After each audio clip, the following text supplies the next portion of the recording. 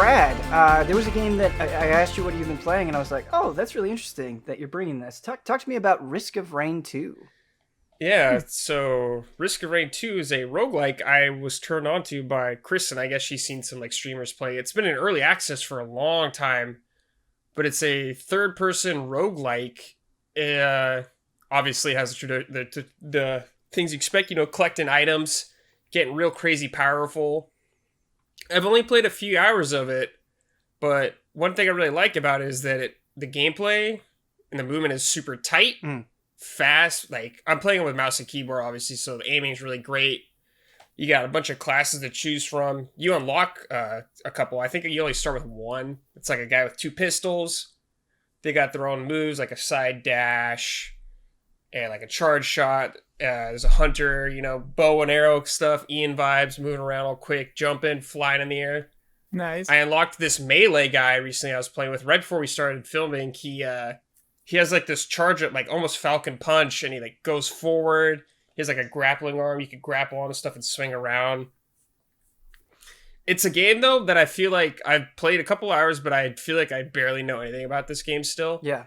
Just because I feel like such an important part of roguelikes is understanding each item you get and knowing what they do. And so I'm still kind of learning all that. And there's all these weird secrets. I don't understand what's happening still a lot of times. Like weird portals taking me to unexpected places where I'm like, what the hell's happening kind of thing. I'm fighting crazy aliens and I'm just dying. I'm like, I don't know what's happening. I'm dying, but I'm having a great time doing it. Nice. I brought Risk of Rain to Frame Trap a very, very, very long time ago. The first one? Cool. No, sorry, Risk of Rain 2. I brought to Frame Trap a very, very long time ago. And I'm really struggling to remember exactly how I felt about it. I think I wasn't as hot on it as I wanted to be. Because just my experience with it, the difficulty wasn't quite right. The progression felt like too much too fast or something, and there was just something I think about the visual style and the way difficulty progressed that wasn't clicking with me. But I really like the idea of the game, and I think, Brad, exactly what you're expressing is there's so much depth, and I think probably with a better understanding comes more enjoyment, right? And I don't think I have that understanding of the game yet, and I'm sure it's changed since I played it. Yeah, if you played it a long time, I'm sure there's been a ton of updates. I feel like the difficulty is really good, actually, Ben. So when you start, you can start with like easy, normal, hard, or whatever, but throughout the game, like the entire time the game is going, the difficulty is increasing the entire time. Yeah. And there's actually quite a bit of levels, like easy, normal, hard, then like I see you, then like I think the final one is just ha ha ha ha ha ha. Like I felt this great sense of urgency, like I need to keep moving forward, but I want to try and get loot because its difficulty's going up. So it had this nice flow of constantly fearing danger, but you need to keep going to progress through the level, but you want to get items. So you run into this block of like I said, you need some items, but you want to get through this level before you get killed. Yeah. So, yeah, I think if you're curious about before, honestly, I think it's one of the best roguelikes I've played nice. in a long time. I haven't played like a lot of the more recent ones, but I think it's really solid for what's there. Yeah. I think your enthusiasm for it is definitely putting it back on my radar, and it's like, oh, I should definitely give that another try, because I think I definitely think it's something where giving it another look, I could be like, oh, I missed this, and this, and oh, it's actually really good. But speaking of recent roguelikes, there's been a lot of them, and I was dabbling a little bit with Hades, and that seems phenomenal. Dude, I've been waiting. Yeah. Yeah. And I need to play more of that. But I think I had that sensation you had, though, too, Ben. If I did, like, a run, or when I first started, I was like, I don't know about this kind of thing, Like, whatever, I don't know what's happening, but the more I died, the more I experimented, the more fun I started having. So I think the more time you put in, once things start clicking, you'll get more enjoyment out of it. Yeah, and I imagine, like, I imagine you're playing with Kristen, and you're probably both learning together. Yeah, playing together is really fun. But you can play solo too if you want. Yeah. So yeah, it's been a good time, man. Ian, speaking of roguelikes, man, not necessarily about Risk of Rain 2, but I know you sometimes fall hard into roguelikes, sometimes not. Like, I don't know if there's anything recently you've played or your feelings on the genre in general. I like them. I'm usually really bad at them. They're hard, yeah. Like Dead Cells, and I was recently replaying, or not even replaying because that implies I ever beat it, but like playing again Rogue Legacy 1 after they announced Rogue Legacy 2 I was playing on Switch. Yeah. And that game is fantastic. Looking forward to 2. Mm-hmm. It's funny that you talked about difficulty because I played through Rogue Legacy 1 on Vita, and I loved it and I was obsessed with it, as I've mentioned before. And with Rogue Legacy 2 incoming, I was like, oh, I'm going to boot that up. But I booted it up on PC, and it was a fresh file, and I just got obliterated. Like, this is a game that I have gone all the way through. I was like, oh, yeah, this game is really, really hard. Obviously, it gets easier as you unlock progress, things. yeah. So I always kind of, the way I look at roguelikes is usually just like, I don't expect ever to beat them. I'm just like, oh, here's a thing that I'll, like Slay the Spire. I've got friends who've beaten it, and I'm just like, how? I didn't even know that you could. Yeah. Like, yeah. Yeah, I think with roguelikes, what I've learned over time is you just kind of got to be okay with dying. You have to put in the time. Like, of course, you can get lucky and get some items and just like cruise through some stuff, but I feel like if you put in the time, at least in my experience, I definitely enjoy them more as I keep playing. Yeah.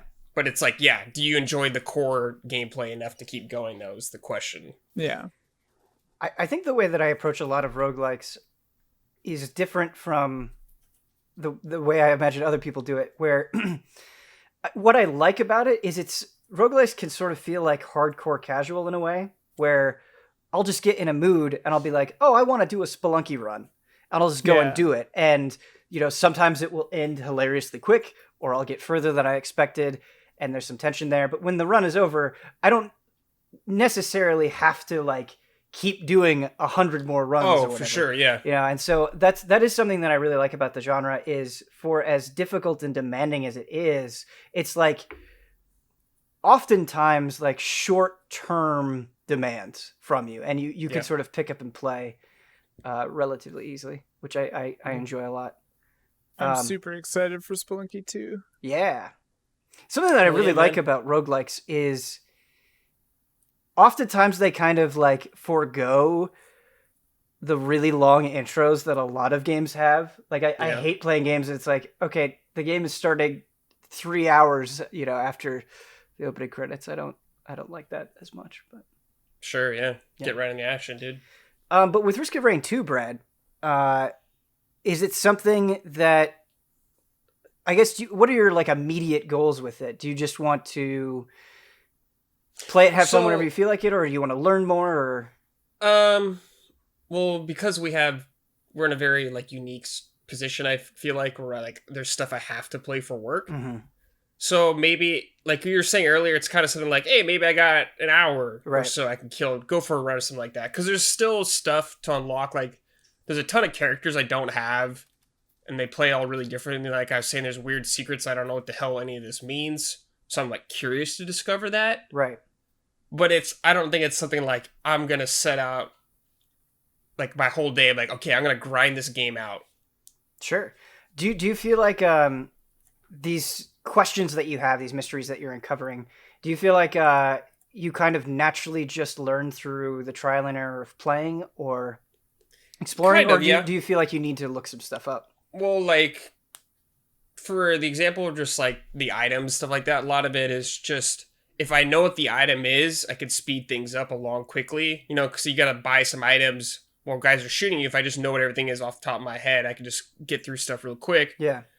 But in terms of, like, the portal stuff, like, it's kind of cryptic, but they kind of let you know what's going on. Mm-hmm. Like, they tell you what you should do in this area, but I don't know where this area is or why this kind of thing is happening. Yeah. But I do like that element of discovery. Like, of course, it's not something like The Outer Wilds, something like that, where it's, like, crazy discovery, but just, like, a cool little secret of something unexpected happening is enough to kind of keep me going. Yeah, definitely. When you were talking, Brad, about stuff you have to play. I feel like that happens to me all the time where, you know, I have a very wide interest in games, and Sure. a lot of times I'll just like my curiosity will get the better of me, and I'll check something out. And sometimes I'm able to, you know, completely consume that entire thing. But other times it's like, I got to put this on the side so I can finish this other thing that I was assigned to do. And that definitely happens. But I just looked at trailers for Risk of Rain because I remember Risk of Rain 1 and it was like pixel art. Yeah. And Risk of Rain 2, I forgot, is like 3D. Yeah. What a glow up. So weird. But Brett, you've definitely made me re-interested in Risk of Rain 2. That's something like, if you're giving it another shot, I might hop in there. And... something to hop into. Yeah, we could play co-op, man. Yeah. It's real nice just with your buds, man. Just go for a quick run. Mm-hmm. Yeah, and I'm curious. I don't know, but I'm curious to see like how much they've added and changed over time. Sure, yeah. I'm sure it's probably pretty substantial.